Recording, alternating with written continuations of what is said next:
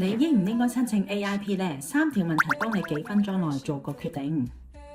大家好啊，今日我哋就唔係討論要買 growth 定係 balance 嘅投資產品，我係想幫你哋解決更加重要嘅問題，就係 AIP 你應唔應該申請呢？因為好多人喺過去大半年都仲係停留喺研究嘅呢個階段，最後乜嘢都未開始嘅喎。嗱，首先講清楚啦，申請就唔等於而家要你做晒所有投資嘅動作嘅。你而家要做嘅反而係判斷自己值唔值得去啟動呢隻簽證。我可以用3條問題，你答完就大約知道自己應唔應該行第一步噶啦。問題1，你個主要嘅目標係唔係身份同埋家庭嘅規劃呢？例如你要考慮到小朋友嘅教育啦、生活嘅方式啦、資產嘅配置、海外資產嘅配置、第2身份嘅安全感。如果係嘅話你就值得繼續睇落去啦。問題2，你能唔能夠接受按住規則去做合規嘅投資呢？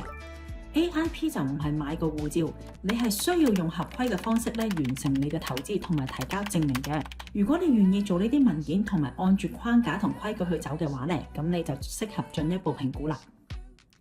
問題3，你嘅資金體系係唔係接近門檻呢？或者你係咪有呢個能力整合到呢個門檻呢？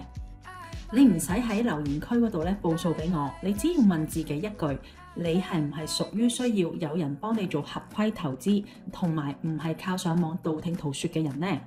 如果係嘅話咁你最應該做嘅唔係繼續估，而係做評估。因為 AIP 最關鍵嘅唔係你自己諗投資好唔好，而係投資組合要符合移民局嘅框架，係可以核實同埋係合規嘅。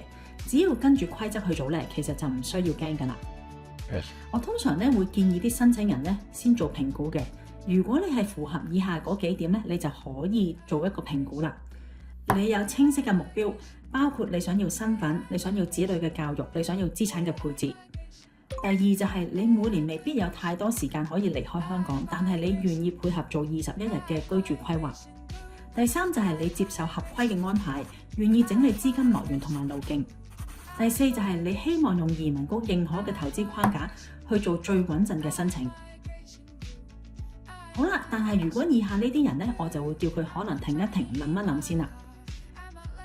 如果你係未肯定自己想唔想搬，或者家庭成員大家都未傾掂數嘅。第2類就係你完全提供唔到入息證明嘅文件。第3就係短期內你都唔打算整合到個資金或者整理資金來源嘅。如果你係以上呢3種人可能你就要先做好準備，慢慢再從長計議啦。至於揀 growth 定係 balance， 其實你可以用一個好簡單嘅角度去理解嘅。如果你係時間好少，但係想更加多彈性嘅通常呢啲申請人就會傾向揀 growth 嘅。但係如果你嘅資金係更加充裕，願意作更加長期嘅安排嘅話可能你就可以揀 balance 呢隻投資產品啦。但係要記住你而家唔需要即刻做最終嘅選擇嘅，你先要判斷嘅就係值唔值得開始。因為只要你係按住移民局嘅框架去做合規嘅投資組合方向啱，其實就唔需要驚嘅。